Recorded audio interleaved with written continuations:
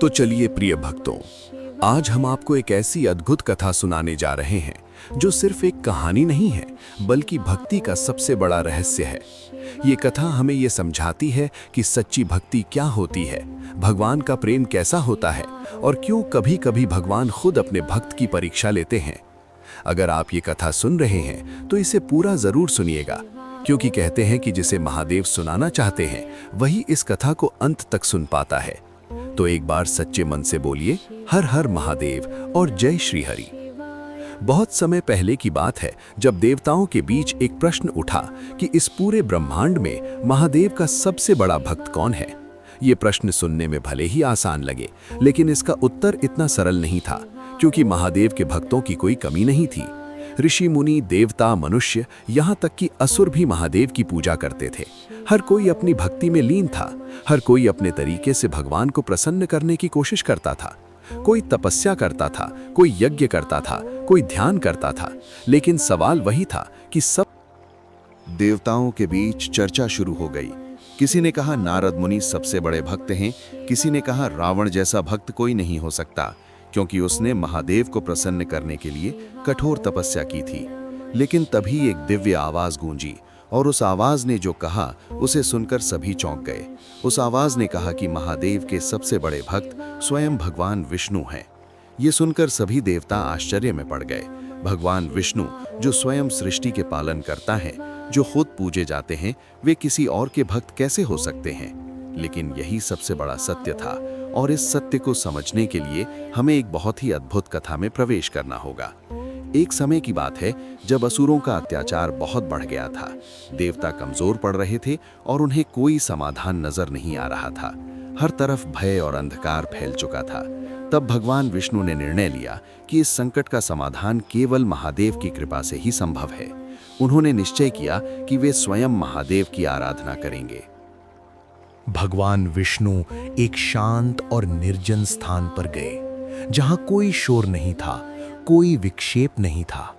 वहां उन्होंने एक शिवलिंग स्थापित किया और एक प्रण लिया कि वे हर दिन 1000 कमल के फूल महादेव को अर्पित करेंगे, और जब तक महादेव प्रसन्न नहीं होंगे तब तक वे अपनी तपस्या जारी रखेंगे। ये कोई साधारण तपस्या नहीं थी। दिन बीतते गए, महीने बीतते गए, साल बीतते गए, लेकिन भगवान विष्णु ने अपनी भक्ति नहीं छोड़ी। लेकिन महादेव अभी भी प्रकट नहीं हुए।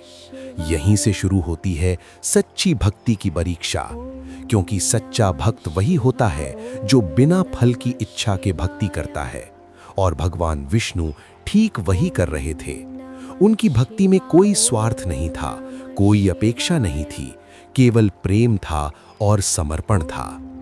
एक दिन महादेव ने सोचा कि अब समय आ गया है भगवान विष्णु की भक्ति की परीक्षा लेने का। जब भगवान विष्णु अपने 1000 कमल के फूल अर्पित कर रहे थे, तब महादेव ने चुपचाप एक कमल गायब कर दिया। अब जब भगवान विष्णु ने गिनती की तो उन्हें पता चला कि केवल 999 कमल ही हैं।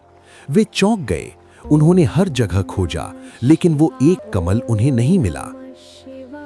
अब उनके सामने एक बड़ी समस्या थी, क्योंकि उनका प्रण था कि वे 1000 कमल ही अर्पित करेंगे।